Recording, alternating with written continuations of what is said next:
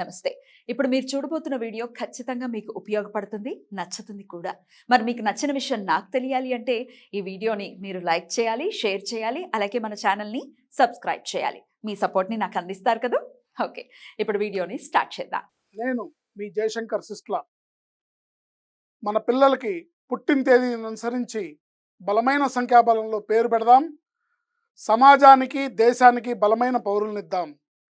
ఏ ఇంట్లో కూడా అర్ధాయుష్ మరణాలు లేకుండా చేద్దాం. నమస్తే, వెల్కమ్ టు అవర్ ఛానల్. నేను పద్మిని. ప్రస్తుతంతో పాటు ప్రముఖ ఆధ్యాత్మికవేత్త, ఆస్ట్రోన్యూమరాలజిస్ట్, వేదిక్ వాస్తు స్పెషలిస్ట్, శ్రీ విద్య మరియు హనుమత్ ఉపాసకులు బ్రహ్మశ్రీ డాక్టర్ శివయోగి సిస్లా జయశంకర్ గారు మనతో పాటు ఉన్నారు. మాట్లాడదాం.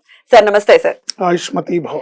సార్, చాలా మీరు హనుమత్ ఉపాసకులు, మీతో ఈ విషయం మాట్లాడాలి అని అనిపించింది. హనుమంతుడికి సంబంధించినటువంటి సినిమా రావటం, ఎట్లాంటి ఏ మెన్స్ కైనా ఇన్స్పిరేషన్ హనుమాన్ మాత్రమే. అది హీమాన్ అనుకోండి, స్పైడర్ మ్యాన్ అనుకోండి, ఐరన్ మ్యాన్, ఏ మ్యాన్ కైనా హనుమాన్ ఇస్ ద ఇన్స్పిరేషన్. వాళ్ళందరూ ఆయన రోమాల్లోంచి పుట్టిన వాళ్ళు. వావ్, ఇది ఇంకా బాగుంది. చాలా సూపర్ డూపర్ హిట్ అయింది. చాలా సంతోషం. రికార్డ్స్ ని తిరగరాస్తోంది. అయితే హనుమాన్ కి అడ్డుపడిన అటువంటి సినిమాలు కూడా వెనక్కి వెళ్ళి హనుమాన్ ముందుకు వెళ్ళటం అనేది డెఫినెట్ గా చాలా ఆనందకరమైనటువంటి విషయం. అదే హనుమాన్ అని కాదు, ఒక చిన్న హీరో ఫిల్మ్.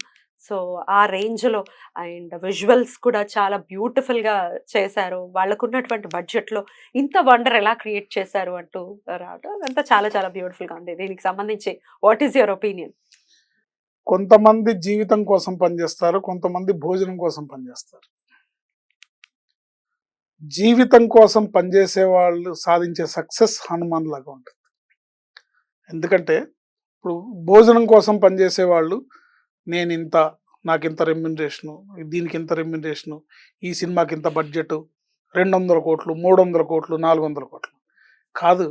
నేను ఒక సూపర్ హిట్ కొట్టాలి, నాకు ఒక బ్రేక్ ఈవెన్ రావాలి, నేను ఒక అద్భుతమైన సినిమా తీస్తాను అని కష్టపడి, నిరంతరం కష్టపడి, నాకేం వచ్చింది, నాకేం మిగిలింది అని కాకుండా స్క్రిప్ట్ మీద వర్క్ చేసి దాన్ని అద్భుతంగా తెరకెక్కించి దాన్ని విజువల్ వండర్గా మార్చి ఒక తక్కువ బడ్జెట్లో తీసి హనుమాన్ లాంటి విజయం, ఆ డైరెక్టర్ వర్క్ నిజంగా ప్రశంసనీయం.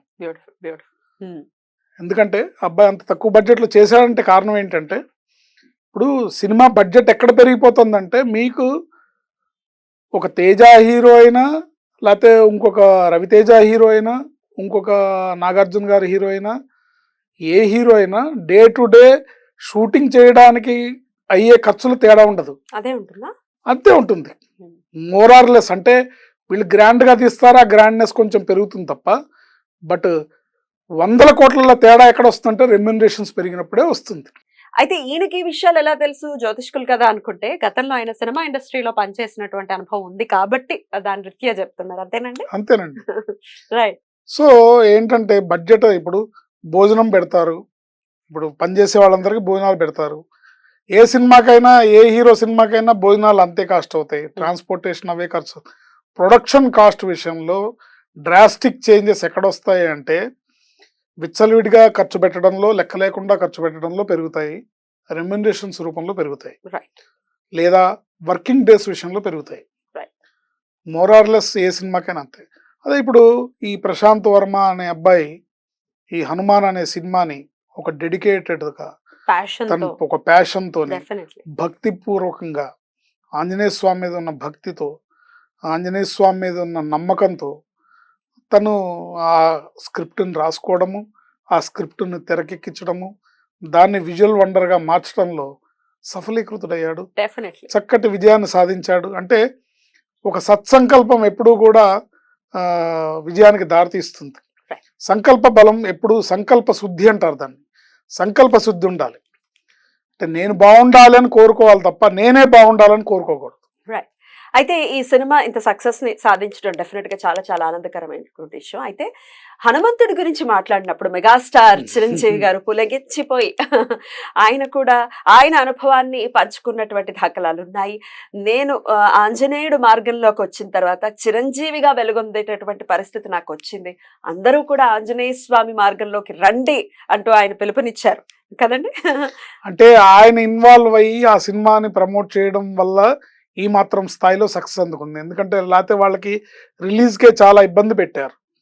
ఈ ఇబ్బంది పెట్టడంలో వాళ్ళకి థియేటర్లు లేక రెండు థియేటర్స్ రెండు రెండు రెండు థియేటర్లు 4 థియేటర్లు ఇట్లా చాలా తక్కువ థియేటర్లు సింగిల్ స్క్రీన్స్ చాలా తక్కువ ఇచ్చి చాలా తక్కువ స్క్రీన్స్లో రిలీజ్ అయ్యేలాగా ఆయన ఇన్వాల్వ్ అయ్యి ఆయన చెప్పిన మాటలు ఒక విధంగా చూస్తే అది ఆంజనేయ స్వామి సంకల్పమేనేమో ఈయన్ని పంపించి అయ్యా నువ్వు కాస్త దీన్ని ప్రమోట్ చేయని చిరంజీవి గారిని ప్రేరేపించినట్టుగా నాకు అనిపిస్తుంది.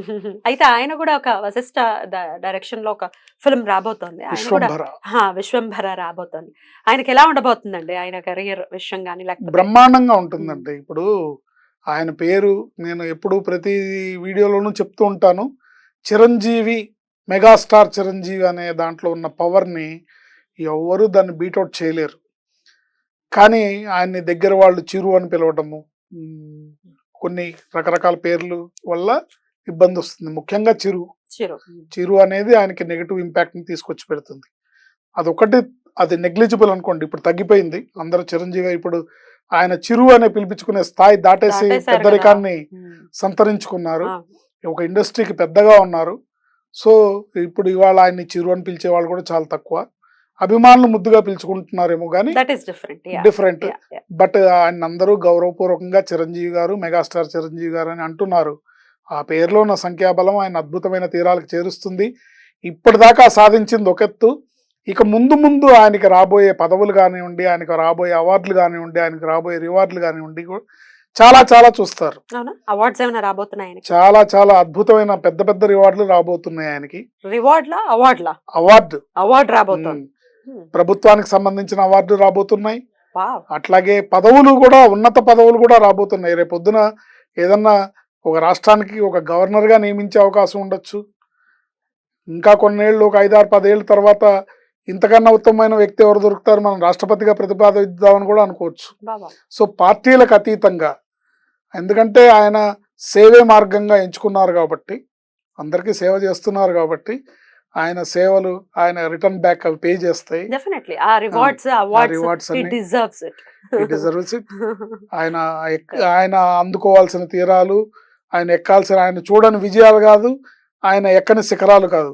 బట్ ఇక ముందు వచ్చే విజయాలన్నీ కూడా ఆయన వచ్చి వద్దన్నా కూడా వచ్చి మీద పడతాయి. అవి జరుగుతుంటాయి. ఎందుకంటే ఆయన కష్టజీవి కాబట్టి ఆ కష్టపడే తత్వం ఉంది. ఇవాళకి ఆయన 68 ఏళ్ల వయసులో అలాగ పొద్దున్నే 5ంటికి లేచి 6ంటికల్లా 6-6:30 కల్లా షూటింగ్కి డైరెక్టర్స్, ప్రొడ్యూసర్స్, మిగతా కెమెరామెన్ వాళ్ళు భయపడతారు, మాకన్నా ఎక్కడ చిరంజీవి గారు ముందు వచ్చేస్తారు అని. మీరు వారితో ఎప్పుడైనా పనిచేశారా? లేదా. రైట్. కానీ ఆ టైం మెయింటైన్ చేయటం అదంతా తెలుసు కదా. Hard working. పాతకాలం వాళ్ళందరూ ఆ పద్ధతిలోనే ఉన్నారండి. అందుకనే ఆ పద్ధతిలోనే మీకు చిరంజీవి గారి సినిమాలు, బాలకృష్ణ గారి సినిమాలు ఆడుతున్నాయంటే, నాగార్జున సినిమాలు, వెంకటేష్ సినిమాలు వీళ్ళవే ఆడుతున్నాయంటే వీళ్ళు ఆ డిసిప్లిన్ తో ఉన్నారు.